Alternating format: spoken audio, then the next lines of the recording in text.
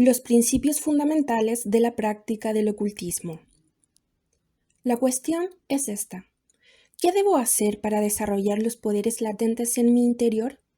Si bien no es posible dar una respuesta directa a semejante pregunta, podemos en cambio arrojar algo de luz sobre el tema, aclarando los principios fundamentales sobre los cuales se establecieron las escuelas ocultistas de todos los tiempos, como instituciones de cultura filosófica, ética y religiosa. Las escuelas de los misterios están integradas por hombres y mujeres iluminados que han sido aceptados junto a los inmortales.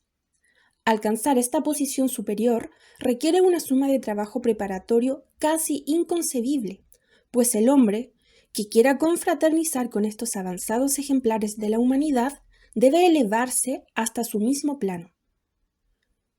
Comprendiendo que nada es más peligroso que la indiscriminada difusión de los secretos ocultos, los misterios establecieron sus escuelas con el propósito de guardar más bien que de revelar el conocimiento.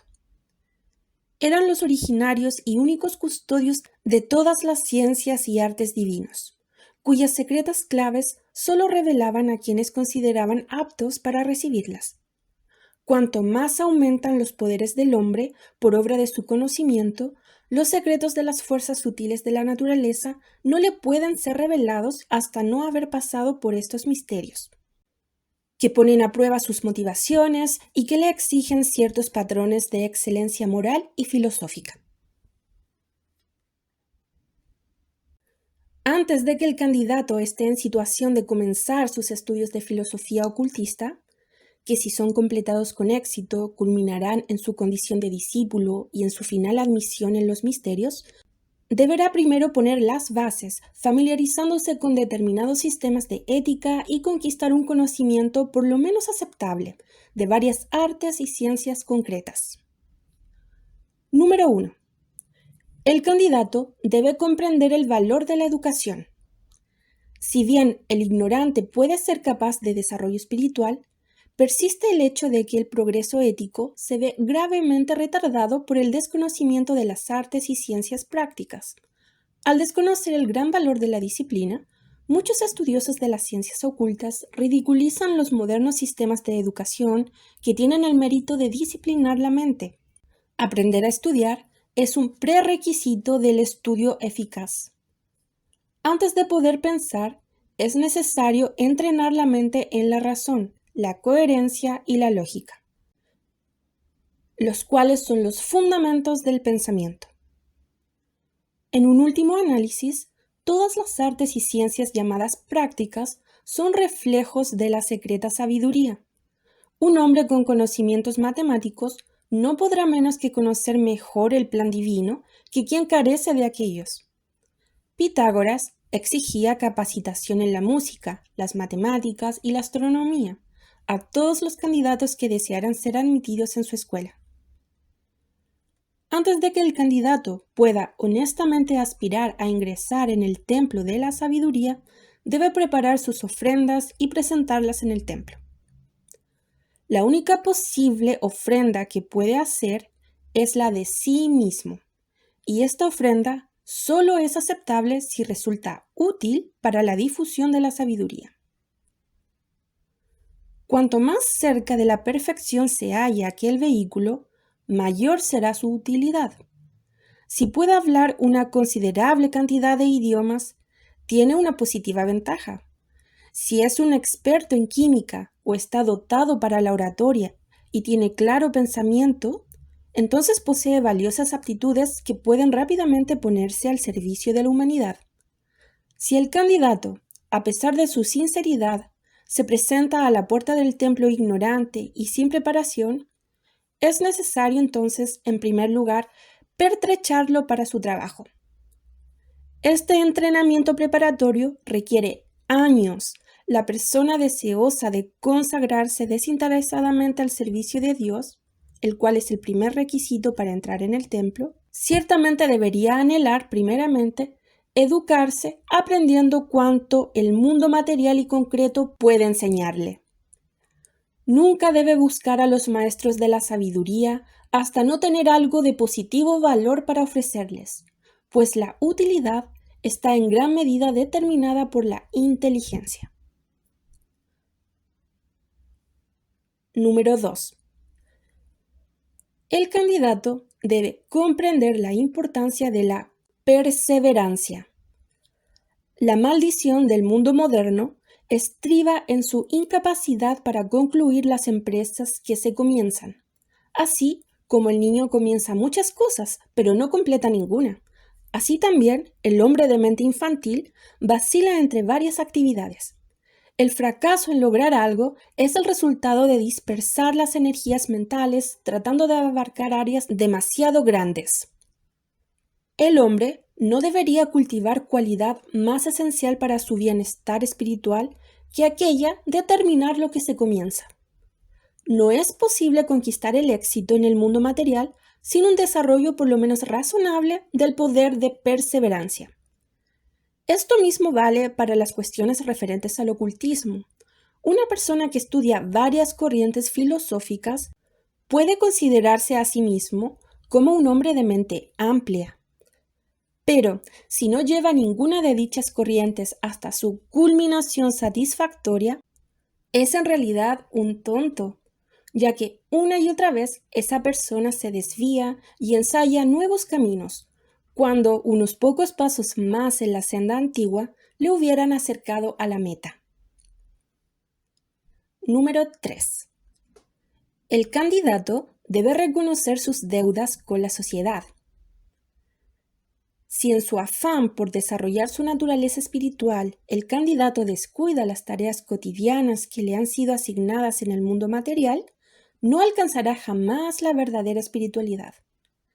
Cada individuo que nace en el mundo físico tiene obligaciones, que si no son asumidas por él, deben recaer sobre otros. Por ejemplo, entre los hindúes, la deuda que el brahmin contrae con la raza que le dio nacimiento es asumida muy profundamente. Esta deuda no queda saldada hasta que el brahmin tiene a su vez un hijo varón al que prodigará los cuidados y atenciones que antes recibiera él de sus padres. Desgraciados de quienes descuidan a los suyos para servir a su Dios. En este mundo es necesario primero merecer el derecho a las horas libres, que son esenciales para el mejoramiento personal. La razón principal de los problemas que constantemente abruman a las personas estriba en el hecho de que éstas buscan rehuir en todo momento esos problemas. Muchos se quejan diciendo que la vida no es otra cosa que una dificultad tras otra, cuando en realidad se trata de la misma dificultad que se presenta una y otra vez, porque no se la domina. Se obliga al candidato a enfrentar y solucionar cada problema en su vida. De esta manera se eliminan las confusiones y se logra más tiempo libre para el progreso ético. Los prosaicos deberes de la vida diaria son los elementos con los que se plasma el carácter y quienes no pueden hacerles frente tampoco sirven para las cosas espirituales, como no sirven para las cosas materiales. El desarrollo ocultista es un proceso extremadamente lento, tanto así que a menudo son imperceptibles los resultados del tiempo y la energía empleados. Esto produce desaliento, ya que el candidato abandona la lucha, considerando que la tarea que tiene por delante es desesperante. El desaliento es una de las tentaciones que los misterios ponen en el camino del candidato, pues en cuestiones espirituales, aquel que puede ser desalentado no merece ser animado. Es por medio del desaliento que se eliminan las mentes mediocres. Reconociendo la dificultad de conservar la perseverancia mental, los misterios exigen esto de sus candidatos, pues solo quienes año tras año luchan persiguiendo un mismo fin, tanteando en la oscuridad, pero con perfecta y recta fe, merecen entrar en el templo, la morada de los inmortales. Número 4. El candidato debe conocer la importancia de las motivaciones. Un análisis de las motivaciones generalmente revela que estas son básicamente egoístas, no importa cuán altruistas parezcan ser. Solamente quienes aprenden el estudio del ocultismo con los móviles más elevados y desinteresados pueden aspirar al éxito en esta ciencia superior. En la época actual, casi todas las personas tienen motivaciones ulteriores, la mayoría de los cuales se centran en el engrandecimiento personal, equivocadamente considerado como el ser verdadero. Deseamos el poder para ser reconocidos como poderosos, aspiramos a la sabiduría para que se nos salude como sabios, frecuentamos a las personas importantes con la esperanza de poder llegar a brillar un poco con el reflejo de sus glorias. Buscamos la virtud para que los demás digan de nosotros, allí va un hombre piadoso. Resulta inconcebible para el hombre común que la grandeza no se luzca. Y sin embargo, un análisis de los hombres y mujeres que han poseído grandeza, tanto en cuestiones espirituales cuanto materiales, revela en la mayoría de los casos a individuos, ya sea humildes, retraídos, cuya grandeza jamás resulta ofensiva. Aquellos que estudian ocultismo, esperando mejorar su condición material, fracasan totalmente. Antes de que el poder pueda ser entregado sin peligro, el hombre o la mujer deben sentirse absolutamente indiferentes a dicho poder. El perfecto desinterés es la perfecta consagración al servicio del ser único universal. Antes de que quien emprende el estudio de las ciencias místicas lo haga en la creencia de que añadirá dignidad a su posición o peso a sus arcas, debería analizar por unos instantes la posición social, financiera y mundana de quienes en el pasado han sido considerados como exponentes del ocultismo y de la filosofía. Reparemos, por ejemplo, en Cagliostro, quien languideció durante largos años en prisión y además también fue un exiliado que vivió bajo un nombre falso, a quien mataron por haber escrito su historia de los gnomos. Son estos solo algunos pocos ejemplos de las recompensas que otorga el mundo a quienes procuran educarlo. Para poder servir más eficazmente, unos pocos iniciados, como por ejemplo el conde Saint-Germain y Franz Bacon, fueron colocados en posiciones de poder mundano. Pero a este aumento de prestigio correspondía un aumento de responsabilidad. La corona del iniciado espiritual es mucho más pesada que la del conductor del mundo material. Por otro lado, el empleo del ocultismo para el logro de fines personales constituye la magia negra. Es por esto que se le pregunta al aspirante, ¿qué motivos lo incitan a aprender el estudio de estas artes y ciencias? ¿Es su máximo deseo ponerse al servicio desinteresado de la humanidad? Algunos contestan a estas preguntas diciendo, gustosamente y moriría por la verdad. La respuesta para estos es la siguiente. ¿No es suficiente viviría por usted por la verdad? Unos pocos instantes y el acto del martirio es consumado. Unos pocos segundos de dolor y el alma de la víctima queda fuera del alcance del verdugo. Este es un tremendo sacrificio y una muerte gloriosa. Pero la vida diaria, rodeada de problemas y preocupaciones, con un año tras otro de desilusiones, he aquí la prueba suprema del desinterés. Hasta tanto el alma no encuentre gozo supremo en el dar, compañía suprema en la soledad, eficacia suprema en el poder de la verdad, abundancia suprema en la gratitud de los pocos y el escarnio de los muchos, hasta tanto el discípulo no haya alcanzado este estado, no está preparado para abandonar el ancho camino por el que marcha el mundo y emprender el sendero espinoso que conduce a la inmortalidad consciente. Los maestros emplean años en poner a prueba el corazón de los candidatos. Quienes comienzan el desarrollo espiritual encuentran dificultades de todo tipo saliéndoles al paso. Se quiebra incluso el sentido mismo de la existencia humana. Las tentaciones de todo orden influyen en el aspirante, y sólo cuando éste sale triunfante de tales pruebas es utilizable para el gran plan del progreso humano. Por otra parte, en un hombre de mente estrecha, el egoísmo es un pecado menor, Pero si ese hombre pudiera desarrollar su mente y controlar los destinos de miles de individuos, el pequeño pecado, si no se lo domina, se convierte en una tremenda amenaza. El importante egoísmo de la ignorancia se convierte en la poderosa tiranía del poder.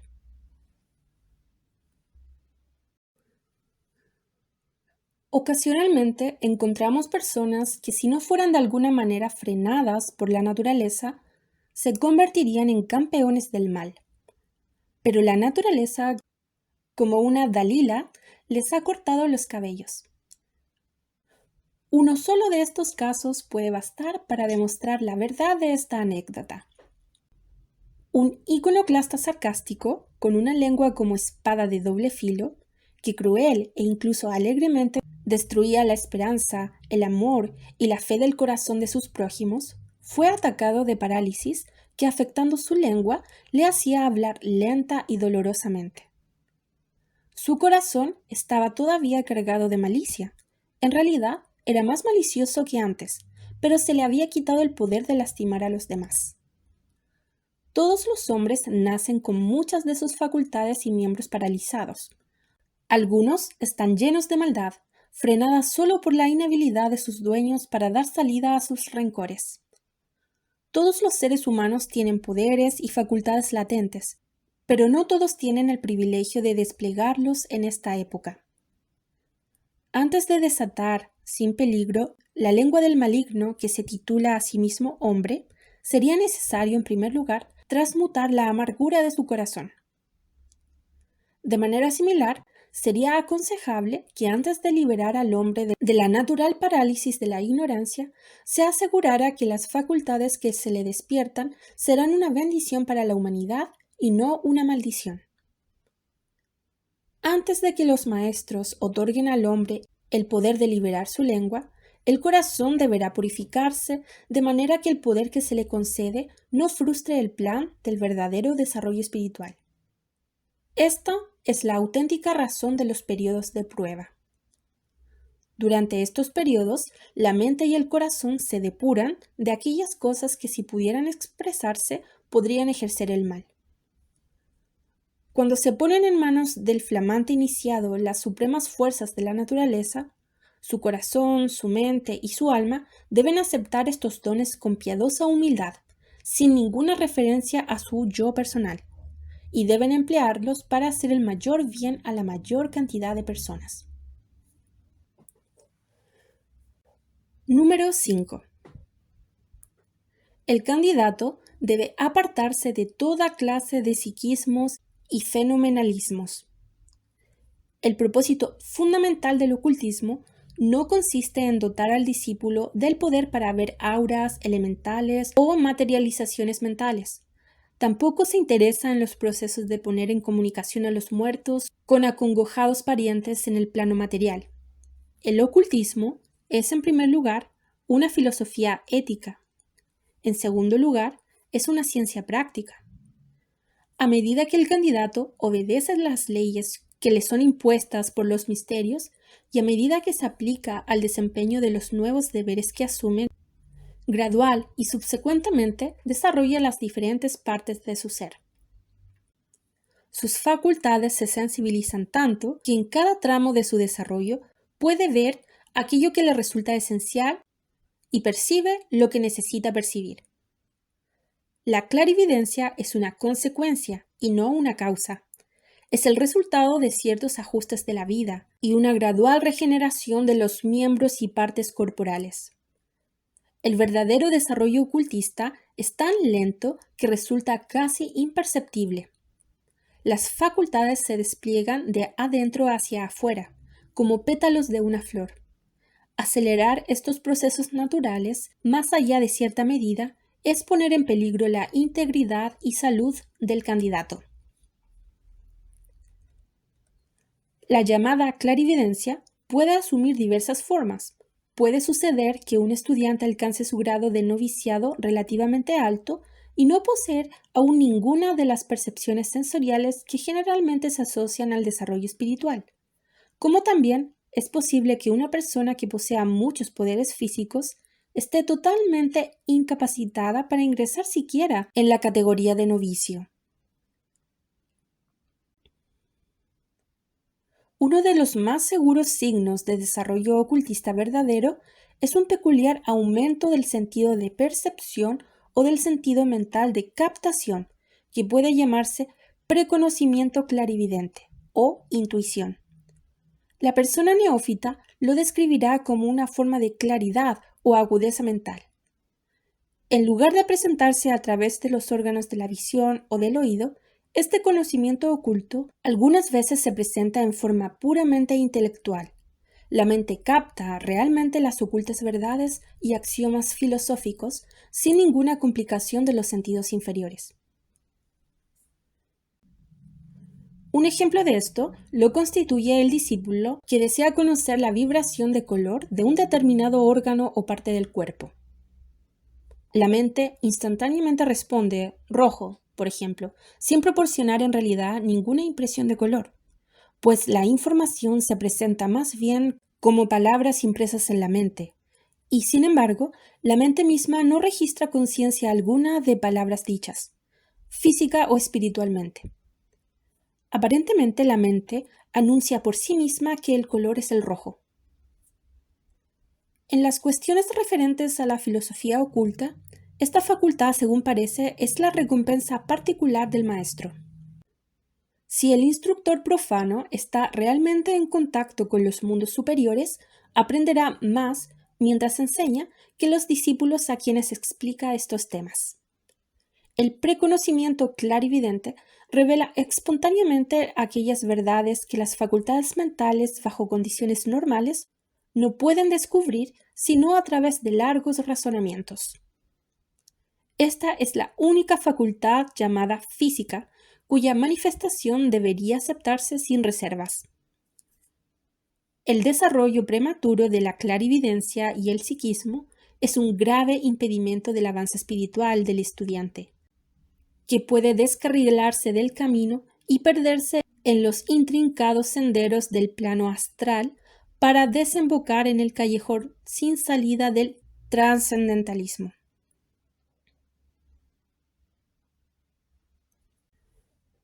Número 6. El candidato debe saber que con el aumento del conocimiento se produce un aumento proporcionado de la responsabilidad.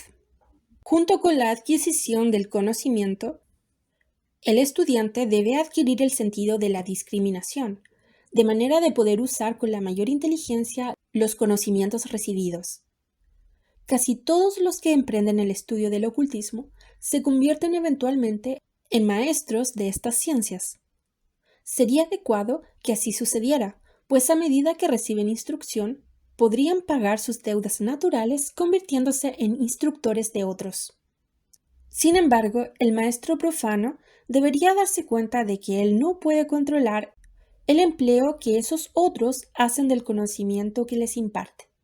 Él no puede trasladar esta carga a las escuelas ocultistas, debe soportarla por sí mismo. Por esta razón, el maestro tiene que ser tan sabio como los dioses, si quiere salvarse de las reacciones kármicas de las fuerzas que él capacita a los otros para poner en acción. En ocultismo, el iniciado habla solo por sí mismo, a menos que realmente actúe por mandato oficial de la escuela a la que pertenece. No puede nunca hacer responsable a las órdenes esotéricas de sus declaraciones y actos. Solo en el caso en que específicamente se le ordene hacerlo, los emisarios de los misterios hablan únicamente por sí mismos, jamás en nombre de los iniciados superiores.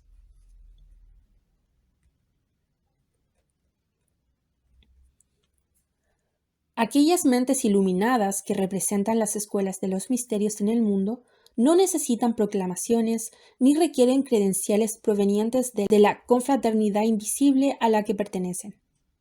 Jamás se anuncian, pues sus poderes no se basan en sus afiliaciones, sino en ellos mismos. ¿Por qué tendría un iniciado que decir al mundo que él es un superhombre? A menos que lo demuestre con sus actos, el mundo no lo aceptará como tal. Y si sus excepcionales cualidades mentales lo demuestran, el reclamo resulta por tanto innecesario. Hay en todo el mundo cientos de individuos e instituciones que reclaman la representación de las escuelas secretas de la antigua sabiduría. Muy pocas entre estas organizaciones, y todavía un número menor de individuos, pueden defender victoriosamente sus reclamos frente a un análisis crítico de sus principios y de sus sistemas. Aquellos discípulos realmente consagrados al servicio de las escuelas invisibles tienen por sistema impedirse incluso la sola mención de los augustos organismos que ellos representan tan inadecuadamente, hasta el momento en que la orden invisible no pudiera ser ya más desacreditada por sus actos. El verdadero discípulo preferiría morir antes que comprometer a su maestro o a la escuela en la que él espera ser admitido alguna vez. Puede proteger la institución solamente si asume la responsabilidad personal por cuanto dice y hace. Entonces sus faltas no perjudican a nadie y solo recaen sobre él. Únicamente cuando ha alcanzado el punto de absoluta iluminación espiritual, revela la fuente de su conocimiento y solo a unos pocos individuos. Una de las leyes del ocultismo es la de que por recibir hay que dar. Quienes aspiran a una mayor captación de las cosas espirituales deben ganarse el derecho de esa comprensión más amplia a través del empleo inteligente de aquel conocimiento que ya poseen. Tanto el maestro como el estudiante deben saber que son personalmente responsables de cualquier consecuencia que sus teorías y doctrinas puedan producir en las mentes y cuerpos de sus semejantes. Por medio de la instrucción, nosotros realmente cambiamos el curso de otras vidas. Los orientamos hacia nuevos canales de actividad mental y física y por ende transformamos el contenido de sus existencias.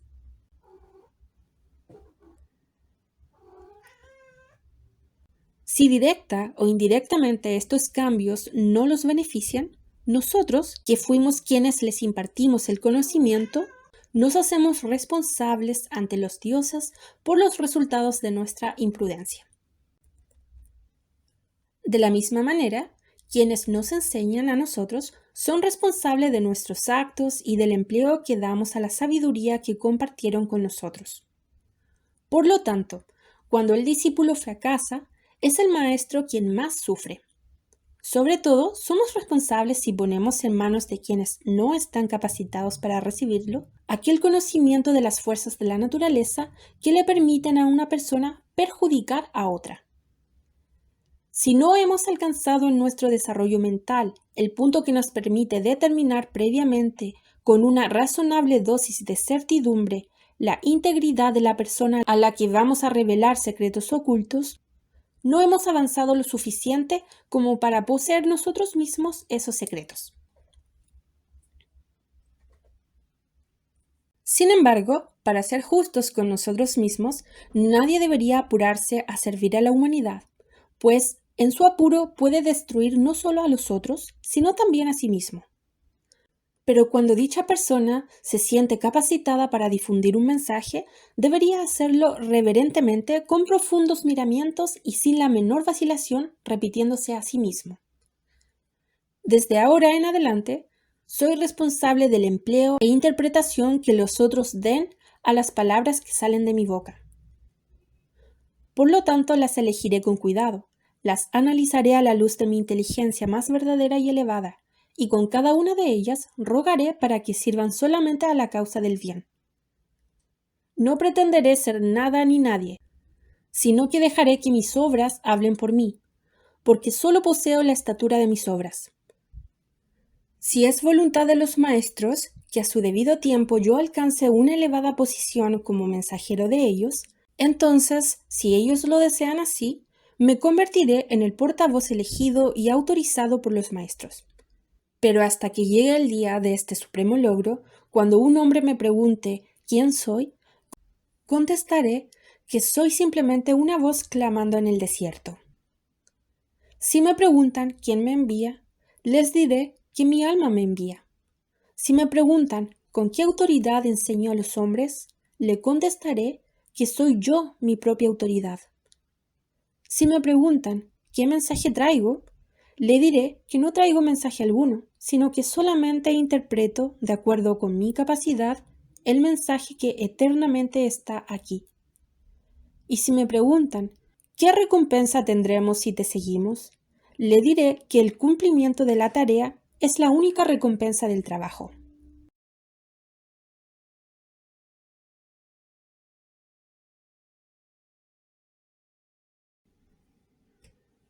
Número 7.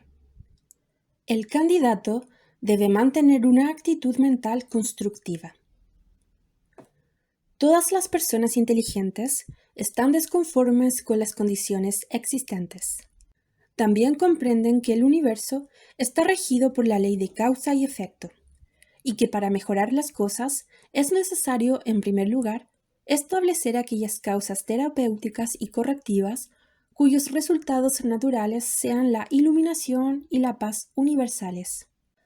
Resulta imperativo que aceptemos las cosas tales como las encontramos en este mundo, y en lugar de lamentarnos o de criticarlas, si no corresponden a nuestros deseos, aboquémonos con inteligencia y asiduidad a crear condiciones nuevas y mejores. Si el futuro candidato se amarga o se habitúa a la queja, él mismo se incapacita para ponerse al servicio de los maestros. Puesto que la vida es un asunto tan serio, bien se dice que el sentido del humor es una gracia salvadora. Nos inutilizamos para ayudar a nuestros semejantes si permitimos que el peso del dolor del mundo nos oprima. Es un error creer que la seriedad puede ocupar el lugar de la integridad. No existe sustituto para la sonrisa feliz o para la actitud normal y sana frente a los problemas de la vida. No es necesario que el candidato cultive un optimismo insensato, sino más bien es conveniente que adopte aquella actitud mental que ve la mano de Dios en todas las cosas y que comprende que todas ellas trabajan unidas para el supremo bien de cada uno. El iconoclasta es un miembro útil e importante de la sociedad, pero jamás logra el estado más elevado de utilidad porque su mente es tangencial. Los hombres se parecen mucho a las manzanas. Algunos maduran con la edad, mientras que otros se pudren. Algunas personas se profundizan y se suavizan a través de la experiencia, mientras que otras se vuelven irremediablemente amargas. Estas últimas fracasan por completo. Están mentalmente enfermas y son incapaces de pensar constructivamente. La amargura es con frecuencia el resultado de la autocompasión, una de las formas más sutiles y terribles de la egolatría. Es esta egolatría la que hace creer a los individuos que ellos son tan importantes que la naturaleza los elige para descargar males sobre ellos. Nadie que se compadezca a sí mismo tiene la conciencia inherente de la justicia. Sin una perfecta fe en la justicia natural, el ser humano no puede conquistar las alturas filosóficas o religiosas. Por eso es conveniente crearse la norma, la regla de vida de nunca sentir pena por uno mismo, ya que si uno se convierte en esclavo de la autocompasión, se transforma rápidamente en objetos legítimos de piedad por parte de los hombres inteligentes. Estos 7 requerimientos primordiales constituyen, por lo tanto, los fundamentos éticos del ocultismo. Sin una consagración de la vida al logro de la perfección de estas cualidades del carácter, es inútil seguir adelante. En caso de que tal cosa fuera posible, los cimientos deben ser colocados en primer lugar. Muchos de los fracasos en misticismo y en filosofía resultan del descuido de estas bases éticas. La superestructura del esoterismo debe alzarse sobre la sólida roca de la virtud y de la integridad, pues sin este cimiento aquella se derrumba.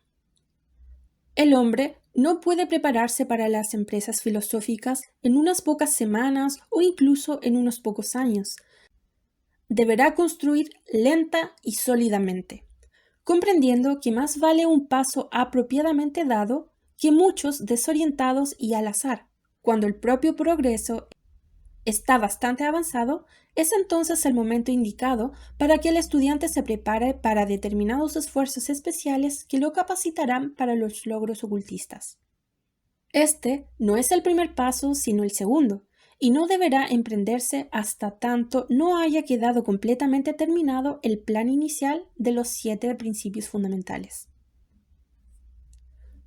A medida que avanza, el candidato descubre que le resultan cada vez más exigentes y difíciles de lograr las normas de vida y que toda desviación de dichos ideales le producen un sufrimiento cada vez mayor. Las exigencias de la ley son mucho más estrictas para el iniciado que para el individuo común, ya que las condiciones para que aquel posea sus poderes trascendentes es la renuncia de toda otra cosa. Una vez que el futuro discípulo de la antigua sabiduría ha estudiado los 7 principios que analizamos anteriormente, deberá luego atender a la elección de aquella particular empresa y aquella particular escuela de los misterios en las cuales cree que podrá prestar más servicios. Las cualidades anteriormente desarrolladas a través del primer entrenamiento ético son ahora puestas a prueba, pues solo con su ayuda puede hacer la selección inteligente. Si bien los caminos de la realización difieren para cada escuela, todas las escuelas de misterio enseñan las mismas doctrinas fundamentales y llegan en última instancia a los mismos resultados. Supongamos que usted ha elegido una de las escuelas orientales. Entonces, antes de que usted pueda realmente comenzar sus estudios, debe primero familiarizarse con el código ético particular que dicha escuela divulga. Se le enseñarán ciertos conceptos y actitudes que cuando se incorporen a su vida ejercerán un notable efecto sobre su naturaleza invisible. Solamente cuando estos efectos llegan a cierto punto, podrá usted comenzar sin peligro cualquier sistema especial del llamado desarrollo espiritual. Si bien los 7 requisitos fundamentales son aplicables a todas las personas, cualesquiera sean los caminos de sus vidas, religiosa o ateísticamente orientadas, los requerimientos más avanzados se refieren directamente a las necesidades individuales del estudiante. Este código superior se abre a la consideración de todos aquellos que se hayan comportado dignamente de acuerdo con los requisitos básicos. Pero ojo, desgraciado de quien, ignorante, egoísta o incompetentemente por cualquier motivo, se mete con la ciencia oculta sin haber superado las fallas más importantes de la naturaleza inferior. La prueba de la sinceridad del hombre estriba en su disposición para el sacrificio, y el estudiante de ocultismo debe sacrificar su propia naturaleza inferior si pretende entrar al templo de la sabiduría. Continuamente, el estudiante de filosofía oculta lamenta el hecho de que no le es posible discriminar entre lo verdadero y lo falso. Manifiesta su dilema diciendo: «Oh, si yo supiera por lo menos qué sistema de aprendizaje debo aceptar. Si por lo menos estuviera yo seguro de que este maestro está realmente calificado para enseñar estos temas. Oh, si estuviera yo siquiera seguro de que es este libro el que debo estudiar. Pero tengo miedo de confiar en mi decisión respecto de estas cuestiones. ¿Me haría usted el favor de decidir por mí?» Todas estas preguntas demuestran sin lugar a dudas que la mente del estudiante no ha madurado hasta el punto de ser capaz de discernir. No pudiendo distinguir lo cierto de lo falso y siendo incapaz de establecer los límites entre lo real y lo irreal, muchos estudiantes persiguen la instrucción espiritual superior cuando su educación ética es todavía irremediablemente inadecuada. Si uno no sabe qué es lo que quiere hacer, uno no está preparado para hacer nada. Por tanto, en primer lugar, es necesario desarrollar la suficiente percepción ética como para llegar a saber qué es lo que se desea lograr. La falta de tal discernimiento es mucho más común entre los ocultistas de lo que se imagina, y es con frecuencia la insospechada causa de su incapacidad para lograr la evolución espiritual. Muchos estudiantes consideran que este entrenamiento ético es en sí mismo una pérdida de tiempo y que es mucho más deseable absorber inmediatamente las tradiciones arcanas. Esta falla de su cultura moral y mental absolutamente incapacita al candidato para cumplir los pasos que siguen. El resultado inevitable son, por tanto, la pena, el sufrimiento, la incapacidad y la desilusión. Suponiendo que usted haya analizado cuidadosamente los 7 requerimientos básicos desarrollados anteriormente, corresponde ahora estudiar los factores más específicos con los cuales el candidato debe familiarizarse. Número 1. El primero y más importante es la elección de la persona o institución cuyas instrucciones serán su norma de procedimiento ocultista. Estudiamos brevemente la posición de las místicas orientales sobre este tema vital. La ayuda de un maestro adecuadamente habilitado resulta esencial para el progreso del estudiante. Así como una planta crece bajo la luz del sol, cuyas emanaciones pránicas le producen calor y vitalidad, así también el discípulo se desarrolla, florece, cuando es nutrido y ayudado por la radiación espiritual de su maestro. El aura de un adepto altamente evolucionado también proporciona gran ayuda al joven estudiante que todavía no está totalmente capacitado para producir ciertas atmósferas por sí mismo. Gradualmente, la perfecta y continua comunión entre maestro y discípulo los une estrechamente en la comprensión espiritual. Nace entre ambos una hermosa amistad que gradualmente se transforma en un amor perfecto e impersonal. El gurú, maestro, llega a conocer los pensamientos más íntimos de sus discípulos. Pone a prueba al estudiante, enfrentándolo a la tentación y favoreciendo su fortalecimiento. Percibe cuando el estudiante está débil. Descubre las fallas de la naturaleza que impiden su evolución y por medio de consejos sabios ayuda a su hijo espiritual a evitar las trampas y los callejones sin salida. Si bien el gurú puede tener muchos estudiantes en clases colectivas, pocas veces acepta más de 12 por vez en la fase esotérica de su instrucción. Comprende que nadie puede orientar adecuadamente los estudios de un número demasiado grande de estudiantes y darle a cada uno de ellos la ayuda individual que es tan necesaria. Se hace cargo de que él es el padre de un niño espiritual que madurará en el interior de su discípulo y de que este niño espiritual necesita casi constante atención durante las primeras etapas de su crecimiento. Respetando cuidadosamente estas normas, el maestro protege la vida y salud de sus discípulos y los conduce paso a paso hacia el estado de evolución que aquellos no podrían alcanzar sin su ayuda.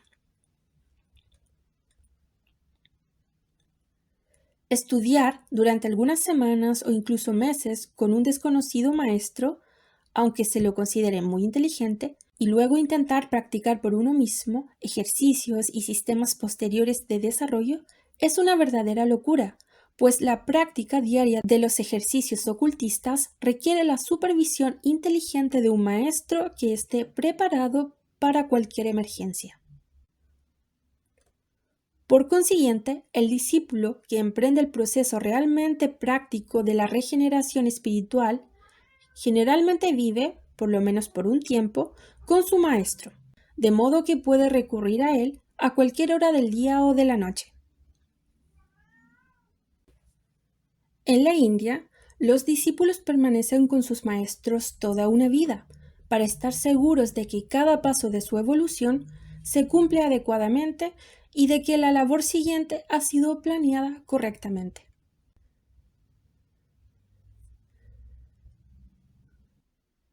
Esto plantea la pregunta de ¿quién está habilitado para enseñar la práctica de los misterios del ocultismo oriental u occidental? La respuesta es la siguiente. Solamente un iniciado o el discípulo de un iniciado. Iniciado es aquel que ha logrado un estado de comprensión espiritual en armonía con las leyes de la evolución espiritual. Por lo tanto, debe estar y está de acuerdo con las leyes que le han dado vida.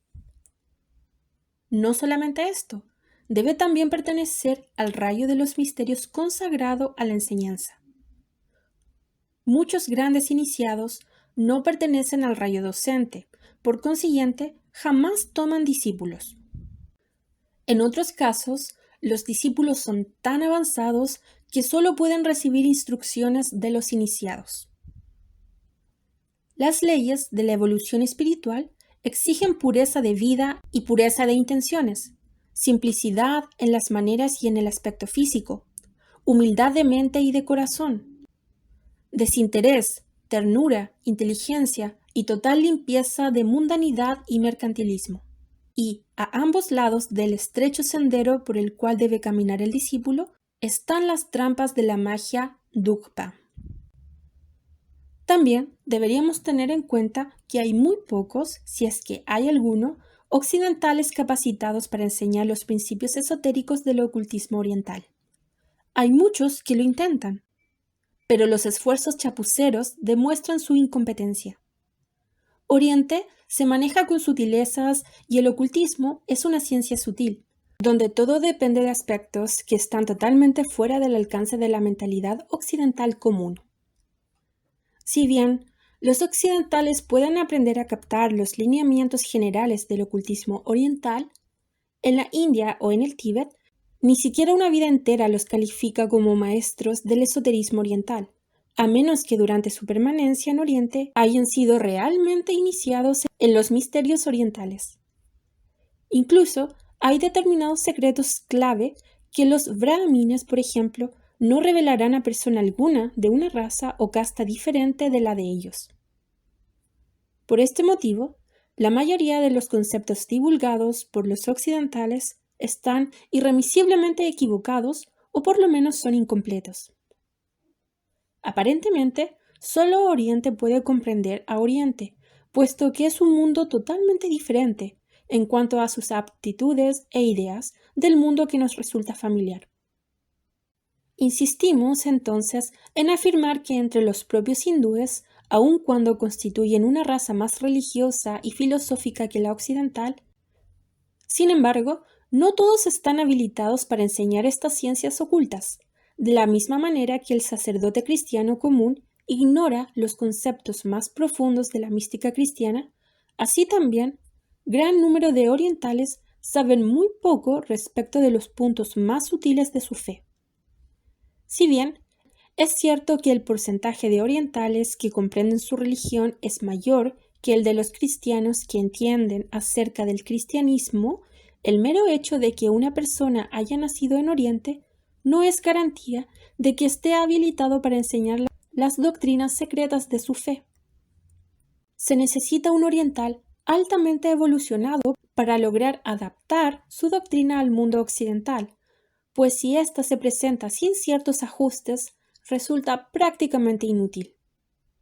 Por lo tanto, al elegir un instructor de cualquier tendencia dentro de la ciencia ocultista, debe tenerse mucho cuidado y elegir prudentemente, aplicando pruebas rotundas. Donde es más evidente la falta de verdadera comprensión es en la actitud comercial, y si el estudiante elimina de su lista a los pseudo-ocultistas, se salvará de la mayoría de las trampas.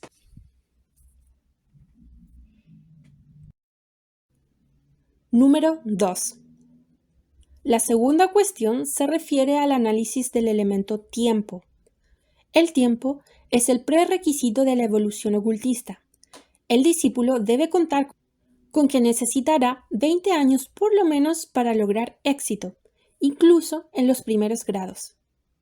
En la parte primera de su entrenamiento, es probable que necesite recibir instrucción de alguien que pertenezca al mundo físico, pero a medida que se eleva y que adquiere la capacidad de separar su conciencia de los vehículos inferiores, puede recibir instrucción de los maestros e iniciados que actúan a través de las esencias sutiles de los mundos invisibles. Ningún profano, ni en Oriente ni en Occidente, está capacitado para iniciar la práctica de los ejercicios ocultistas sin una preparación especial que dure una cierta cantidad de años. Incluso en Oriente, donde la mente se interesa por la filosofía y el ocultismo desde la infancia, es necesaria una preparación especial antes de dar comienzo a los ejercicios más sencillos. Aunque un estudiante haya ahondado en el ocultismo durante años y haya asistido a innumerables conferencias, no se justifica su creencia de que está preparado para la labor esotérica más profunda. Si durante esos años no ha cumplido con un determinado curso de entrenamiento sistemático y reglamentado, debe comenzar a hacerlo. Y hasta tanto no haya logrado salir victorioso de ese curso, no está preparado para formas de cultura más profundas y más complicadas. A pesar del hecho de que él se considera una persona altamente evolucionada, debe comenzar desde el principio y pasar por los correspondientes años de entrenamiento preparatorio, lo mismo que aquel discípulo que aparentemente está menos instruido. El verdadero ocultista sabe que no siempre es cuestión de cuánto tiempo se está en una cosa, sino que depende de la inteligencia con que realizamos nuestros trabajos. Y son muchos los que, habiendo pasado una vida entera de estas cuestiones ocultistas, han logrado comparativamente muy poco. Es el gurú, y no el discípulo, quien decide cuándo se ha completado el periodo de prueba, pues el maestro es capaz de analizar la naturaleza espiritual invisible del hombre, donde queda grabada el registro de la evolución espiritual. El primer periodo de prueba generalmente dura entre 2 y 5 años. Pitágoras de Crotona exigía 5 años de purificación antes de comenzar siquiera a discutir la cuestión de la evolución espiritual con el candidato aspirante a ingresar a su escuela. Durante todos estos años de preparación, el discípulo acomoda su vida entera a la obra que aspira a realizar. Se empapa con ciertas actitudes espirituales e intelectuales, y así armoniza con la ciencia divina. Esto significa que cada átomo y molécula de su constitución cuaternaria deben ser purificados y transformados. Debe desarrollarse cada parte del organismo que debe vibrar y conmoverse de un modo peculiar. ¿Qué significa esto? Esto quiere decir que el logro del poder espiritual es imposible a menos que se consagren enteramente a dicha empresa la vida, la mente y el cuerpo. Además significa que es tanto lo que depende del maestro, en cuyas manos se pone el estudiante, que en realidad la cuestión resulta un asunto de vida o muerte. Número 3. En tercer lugar, el candidato debe comprender que es absolutamente necesario callar cualquier cosa que se refiera a los secretos esotéricos que se le pueden revelar. Puede discutir la parte teórica del ocultismo con cualquier individuo que él considera merecedor de dicha conversación, pero jamás debe revelar a nadie los secretos activos de esta ciencia. Ellos le son entregados de maestro a discípulo y únicamente son para él. El castigo de los dioses recae sobre el hombre que revela la oculta morada del Señor por 30 monedas de plata. Cristo es en ustedes la naturaleza espiritual secreta y poderosa, el milagro hacedor, el hombre divino, invisible. Quien revela la naturaleza y el poder de este Señor secreto traiciona a su divino maestro, entre paréntesis, la naturaleza espiritual, y entrega su poder en manos de la chusma, entre paréntesis, su propia naturaleza animal inferior.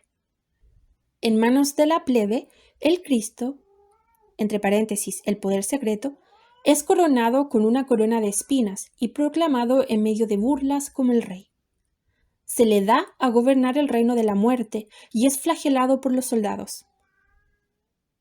En manos de la chusma, la naturaleza del hombre, ese secreto y divino poder que de esta manera ha sido traicionado, es coronada con el dolor.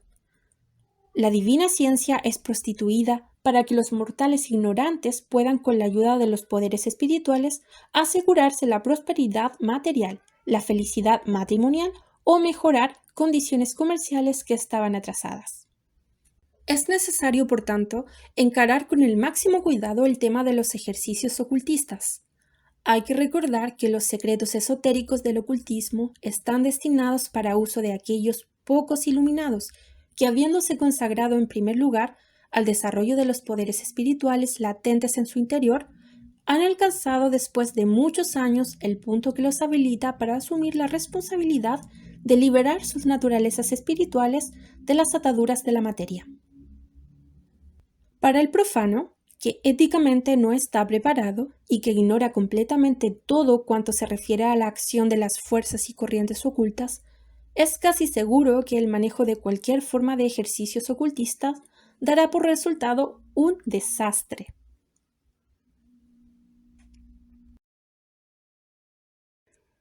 Número 4.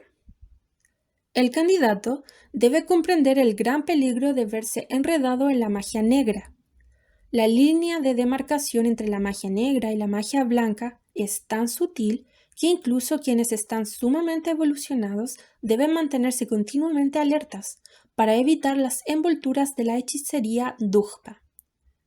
En gran medida, la diferencia entre magia blanca y magia negra estriba en las motivaciones. Una actitud impersonal y desinteresada es la más segura protección contra la magia negra, pero se necesitan muchas otras cosas, especialmente el autocontrol, para que el candidato pueda eludir los peligros de la hechicería. Tanto el mago blanco cuanto el mago negro utilizan idénticas fuerzas. Sin embargo, el primero evoluciona a través del empleo constructivo de las ciencias divinas, mientras que el último, lenta pero inevitablemente, se destruye a sí mismo por medio del uso perverso de dichas ciencias. El logro de los poderes trascendentales se obtiene ya sea a través de la regeneración y reconstrucción científica del cuerpo, entre paréntesis, la gradual liberación de la conciencia aprisionada por la forma, ya sea a través de la hechicería, la magia negra y la nigromancia. Desgraciado de quien piense, aunque más no sea por un instante, que puede meterse con la magia negra y sobrevivir. Oriente y Occidente están llenos de Dugpas, magos negros, quienes por medio de la perversión de las fuerzas ocultas pueden manejar temporariamente las energías cósmicas. Gradual, pero inevitablemente, estos Dugpas son arrastrados al torbellino de su propia maldad y perecen. El gran peligro con el cual se enfrentan los estudiantes casuales estriba en el hecho de que deben desarrollar fuerzas espirituales dentro de sus cuerpos, hasta un grado que los sensibiliza para ser utilizados por los Dugpas, con cualquier fin, antes de que estos mismos estudiantes hayan podido desarrollar la fuerza y el conocimiento necesario para emplear dichas fuerzas a favor de fines buenos.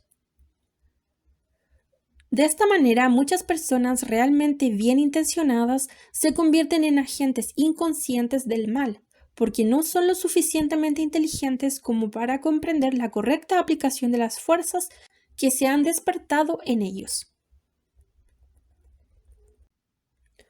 5.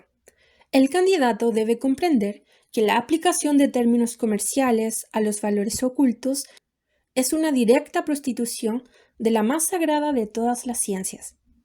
Si bien un maestro de filosofía, lo mismo que un profesor de botánica o de matemáticas, debe y debería ser remunerado por sus esfuerzos, remuneración que ha de ser aceptada hasta un grado moderado que no prostituye su ciencia, los secretos activos del ocultismo jamás deben mezclarse a ninguna forma de mercantilismo. No tienen valor comercial. Intentar la compra o la venta de estos valores es uno de los más horribles pecados. Por secretos activos queremos significar el conocimiento que debe ayudar al individuo para desarrollar personalmente a través de procesos ocultos pero científicos las fuerzas o facultades latentes de su propia naturaleza. Estos procesos no deben, no deberían y no pueden ser comprados o vendidos. Cuando un hombre es condecorado por un gobierno por algún acto de valentía, no tiene que comprar la medalla que se le coloca en el pecho. La misma norma aplica respecto de la doctrina secreta, la cual es revelada al hombre como un premio por su valor espiritual, moral o intelectual. Cuando el discípulo está preparado, es un pecado inconcebible e imperdonable negarle aquello que le pertenece por derecho de mérito.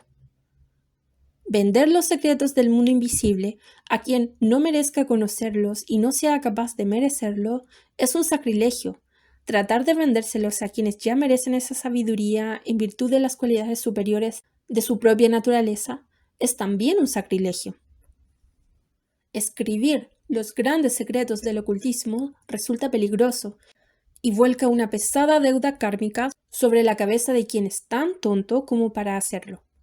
Y vender un documento que contenga dichos secretos complica sus obligaciones karmáticas.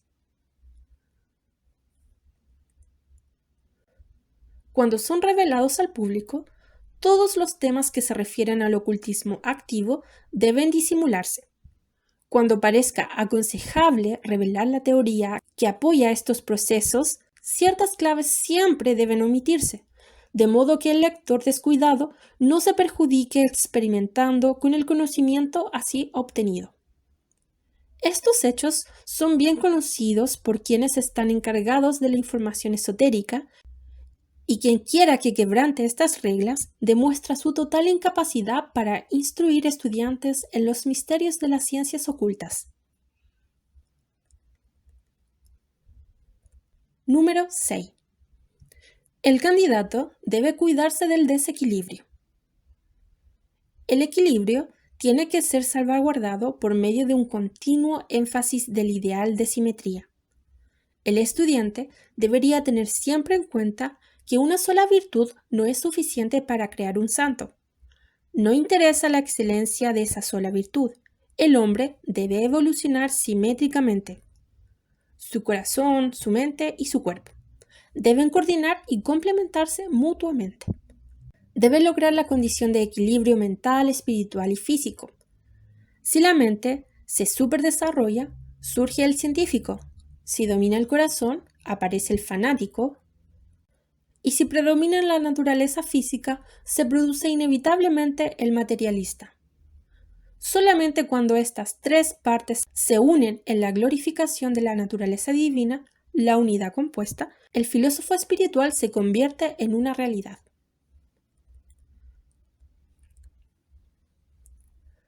Los ejercicios ocultistas más comunes que actualmente se enseñan al público en general son las diversas formas de concentración y respiración. Muchos de estos ejercicios son irremediablemente incorrectos.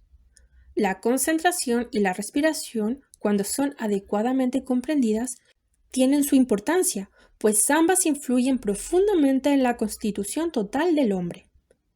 Pero ninguna de estas, por separado o juntas, producirán resultados permanentes o satisfactorios a menos que al mismo tiempo la naturaleza posea otras determinadas cualidades virtuosas y a menos que se hayan adaptado al plan general de la evolución espiritual. Podemos utilizar una forma absolutamente correcta de respiración, yoga, pero si nuestro cuerpo es impuro, jamás lograremos otra cosa que resultados perjudiciales.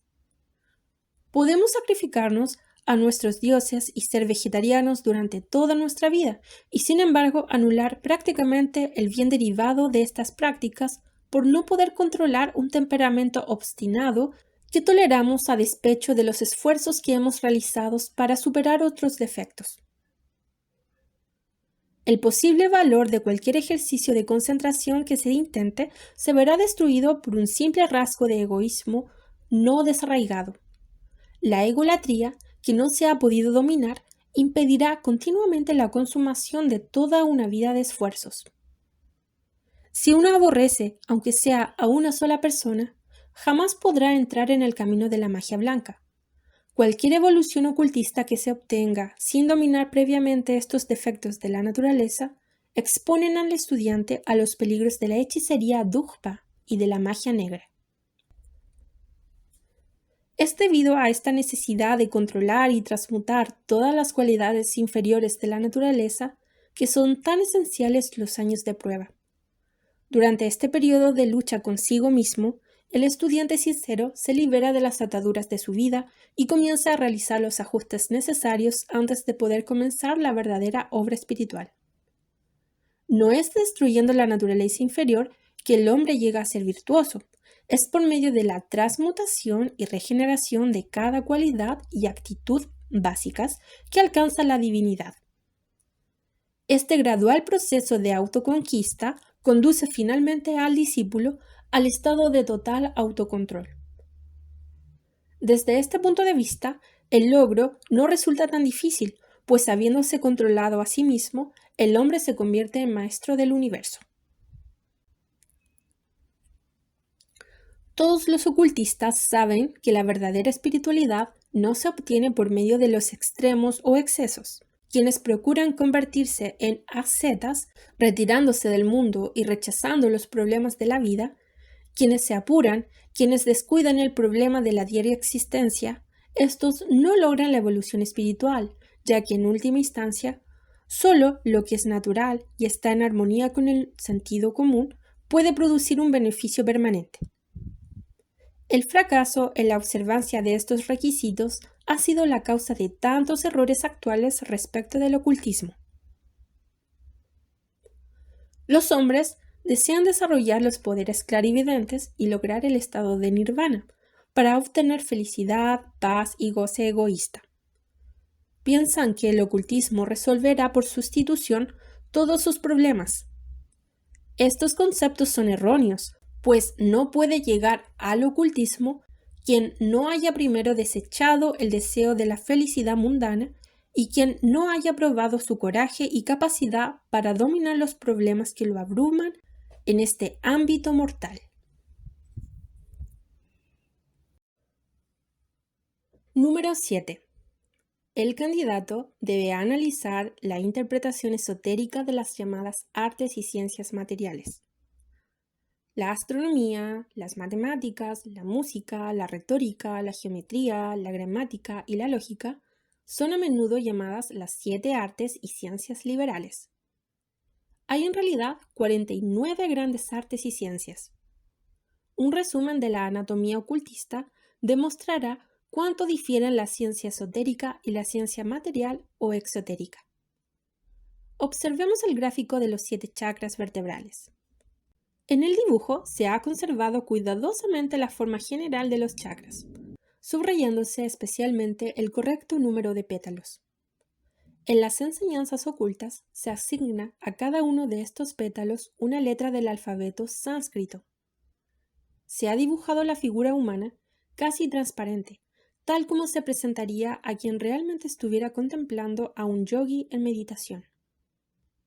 El yogi está aparentemente suspendido en el aire, pues el poder de la mirada que nos capacitará para ver los chakras no tomaría conciencia del suelo físico sobre el que el yogi está sentado. Por supuesto, la lámina es un diagrama y no debe ser considerada de una manera demasiado literal. Analicemos cuidadosamente los centros en forma de flor sobre la columna vertebral del yogi. A través del centro de las 7 flores pasa el conducto Suchumna, que corresponde al sexto ventrículo de la ciencia, un minúsculo conducto que atraviesa el centro de la columna vertebral. A la izquierda del Suchumna hay otro conducto llamado Ida, y a la derecha un tercero llamado Pingala. Estos son los polos del conducto central, el anverso y el reverso del Suchumna mismo. Estos dos conductos están profundamente influenciados por las ventanas de la nariz de sus respectivos lados. El Ida y el Pingala atraviesan la base del cráneo y ambos surgen del loto de 4 pétalos en la base de la columna vertebral. El Ida, Suchumna y Pingala juntos son los principales nadis y de los 3 el Suchumna es el más importante. En el individuo común, el conducto del Suchumna está cerrado, pero gracias al yoga se abre. De modo que se establece una conexión directa entre el sacro plexo en la base de la columna vertebral y la glándula pineal de la cabeza. De acuerdo con la alegoría hindú Kundalini, la diosa del fuego serpentino, penetra en el hombre a través del cordón umbilical en el ombligo, pero cuando el cordón umbilical es cortado, este poder serpentino se enrosca en el sacro plexo, donde descansa sobre el hueso triangular que está en la base del sacro. Este hueso triangular es representado como un triángulo invertido en el Muladhara. el capullo del loto de 4 pétalos que está en la base de la columna vertebral. Allí permanece el Kundalini enroscado hasta que por medio de los ejercicios ocultistas se le obliga a subir por el Suchumna, penetrando en el cerebro, donde despierta la función del tercer ojo, la glándula pineal. Este tercer ojo es el eslabón que une al hombre con el mundo espiritual, o para ser más correctos, con la propia naturaleza espiritual superior. El antropos o superhombre, que jamás desciende a la encarnación, era llamado por los griegos cíclope, el gigante que tenía un solo ojo, que no era otra cosa que la glándula pineal, gracias a la cual el yo superior era capaz de ver la naturaleza humana y el yo humano era capaz de contemplar al Buddhi, o superhombre. El Kundalini es más o menos incitado a levantarse como resultado de las esencias que ascienden por el Ida y Pingala. Aquí tenemos el caduceo de Hermes. Las 2 serpientes enroscadas alrededor de la vara son Ida y Pingala. La vara central es Suchumna. El bulbo al extremo superior de la vara es Sahasrara y las alas son Ajna, el loto de 2 pétalos sobre el puente de la nariz. Hay discrepancias entre los ocultistas orientales respecto de que si la glándula pineal es realmente el loto de 1000 pétalos. Algunos lo afirman, otros lo niegan, asegurando que el centro más elevado del cerebro es en realidad el Sahasrara. Analicemos ahora los centros de abajo hacia arriba. La división o etapa del yoga llamada pranayama está consagrada a despertar el kundalini de sus espirales y obligarlo a ascender a través de los chakras. A medida que el kundalini toca por turnos los chakras, estos se resuelven en un aumento de conciencia. Cada uno de los 5 centros inferiores distribuyen una de las 5 formas de prana o energía fragmentada del sol. Cada uno de los 7 chakras posee también un correspondiente tattva o hálito, un motivo o condición del aliento espiritual. Comenzando desde abajo, es decir, desde la base de la columna vertebral hacia arriba, los centros son los siguientes. Primero, Muladhara. Este posee 4 pétalos y un triángulo invertido en el centro. El poder tádvico del olfato se asocia con este chakra. Está probablemente relacionado con el templo de Éfeso, mencionado en el libro de la Revelación, y corresponde al ganglio sacro de la ciencia moderna. Segundo, Svadhisthana. Es el segundo, comenzando desde abajo, y contiene 6 pétalos con una lúnula en el centro. Su correspondiente tattva gobierna el sentido del gusto, probablemente corresponde al templo de Pérgamo, y es el plexo prostático de la ciencia moderna. El tercero es Manipura. Este es el tercer chakra, comenzando desde abajo, que contiene el triángulo rojo. Posee 10 pétalos y se asocia con el plexo epigástrico y el ombligo. De los 7 templos corresponde probablemente a Esmirna y se relaciona con el tattva de la vista. El cuarto es el Anahata. Es el cuarto comenzando desde abajo y su símbolo es 2 triángulos entrelazados. Este chakra posee 12 pétalos y se asocia con lo que actualmente se llama por lo general el plexo cardíaco. Es probablemente el templo de Tadyatira y su poder tádvico es el sentido del tacto. El quinto es Vishuddha.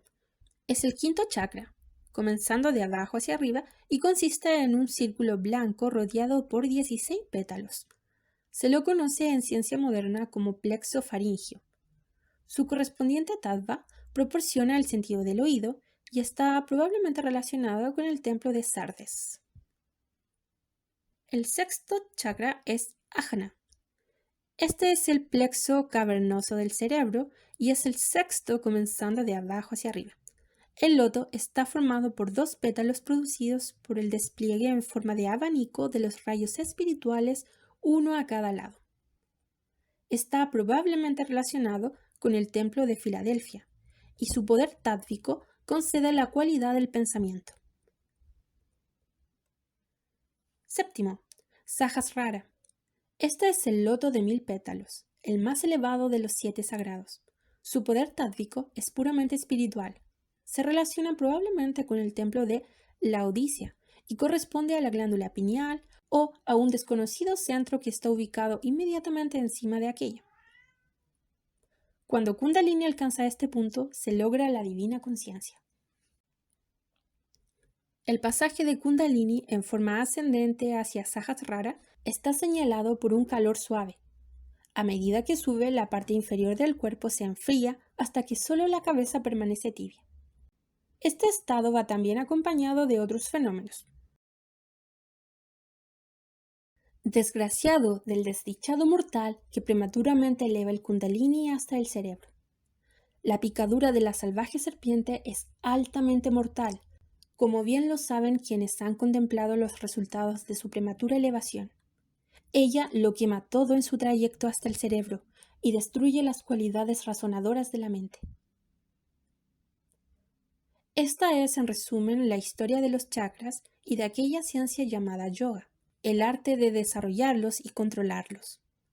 La historia de estos centros está claramente contada en el libro de la Revelación, donde los 7 sellos, las 7 trompetas, las 7 redomas y las 7 voces son todos referidos a los centros de la columna vertebral y a los diversos misterios relacionados con ellos. Nunca será demasiado exagerado recalcar la inexistencia, la advertencia de que si bien el estudio de la teoría del yoga podrá hacernos conocer muchos de los misterios de la naturaleza y de nuestra propia constitución, la práctica del yoga debería limitarse a quienes se hayan unidos a aquellas escuelas de filosofía oriental que practican este tipo de trabajo esotérico. Sería bueno que todos conocieran la teoría, pero desgraciado del tonto mortal que intente la práctica sin una instrucción y guía adecuados. El sistema de entrenamiento al que deben someterse los discípulos para prepararse para los altos honores del ocultismo es riguroso. Tomemos, por ejemplo, las 8 etapas que debe superar el yogi para unirse con su ser divino.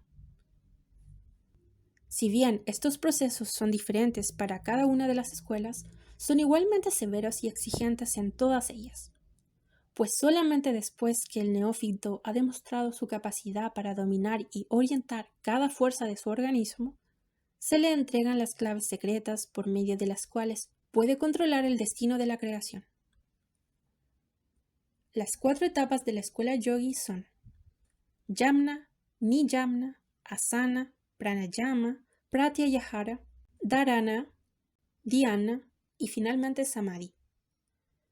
¿Qué significa cada etapa?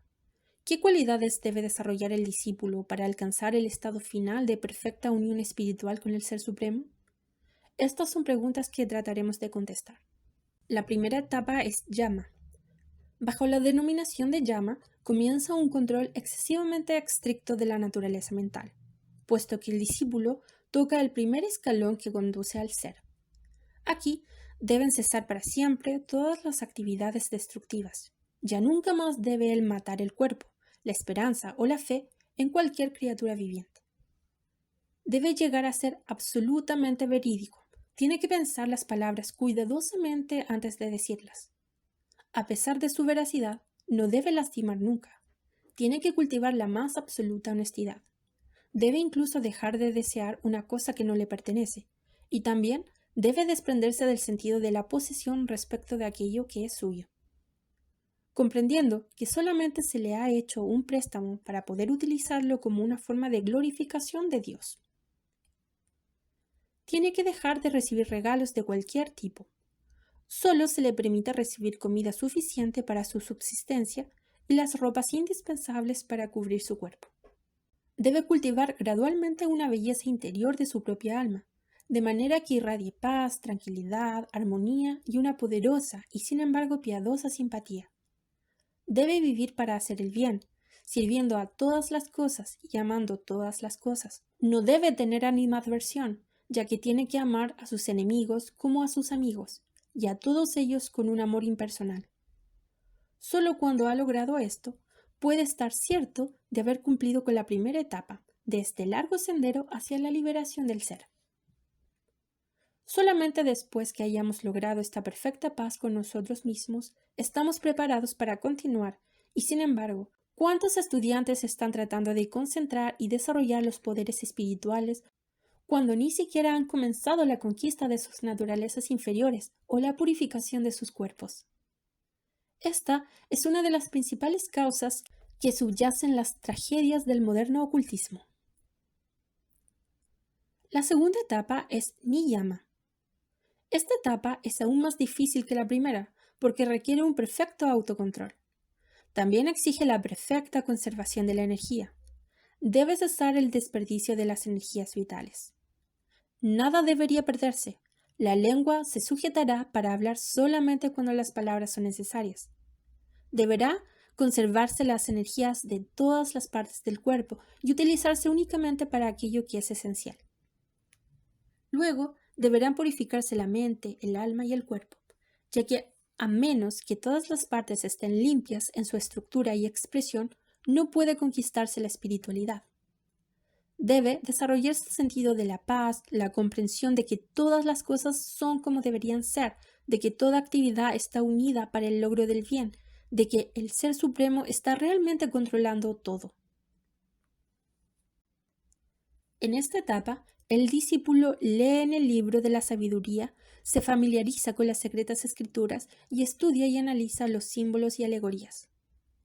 Para cumplir con esta etapa, se somete a sí mismo y a todas las cosas a Dios, viviendo solamente para servir a Dios, existiendo solo para cumplir con los dictados de Dios, ofreciendo sus manos y pies, su corazón y su mente a Dios, y no reclamando nada para sí mismo.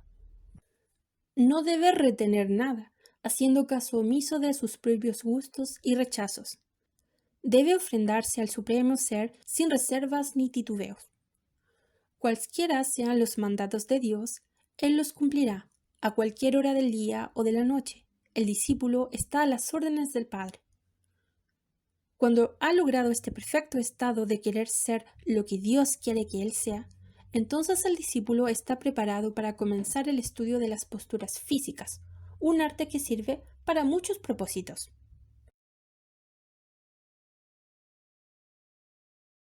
La tercera etapa es asana. El fin de esta etapa consiste en lograr el control sobre los músculos y miembros del cuerpo físico. Es una de las ciencias secretas y consiste en una serie de posturas físicas que ponen en juego diversos músculos y nervios que de otra manera no son utilizados. Su realización es la habilidad de la mente para controlar la función de cada órgano y parte del cuerpo humano. De modo que cuando la mente así lo desee, el corazón cese de latir y el individuo continúe viviendo.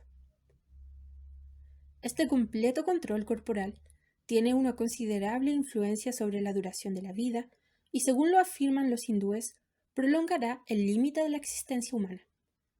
Un cuidadoso examen de estas etapas revela el hecho de que todas ellas están encaminadas al problema de dominar el no ser y a poner la naturaleza tangible bajo el control del hombre espiritual intangible. Cuando se ha superado con éxito esta etapa, el candidato comprende la siguiente etapa, que consiste en el control de la fuerza solar del interior del cuerpo. La cuarta etapa se llama pranayama.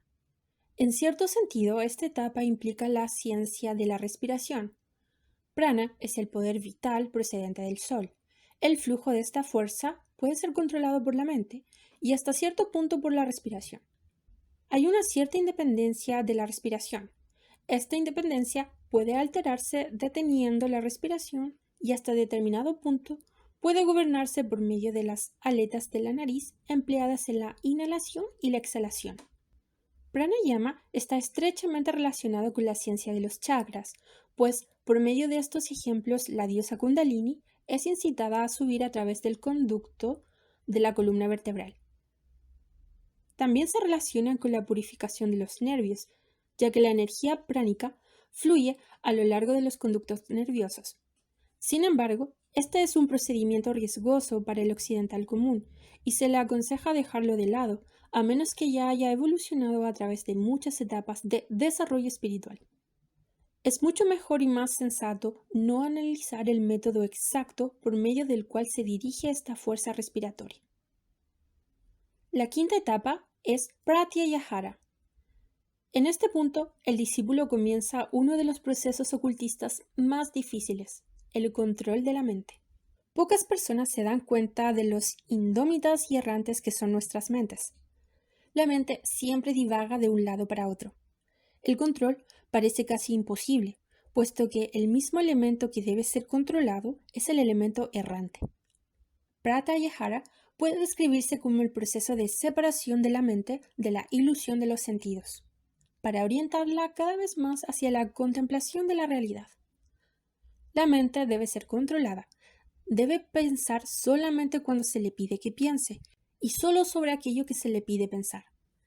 Debe estar dirigida por la voluntad del individuo, cuando el hombre es dueño de sus pensamientos y sentimientos, cuando está en perfecta posesión de su mente, ha completado la quinta etapa.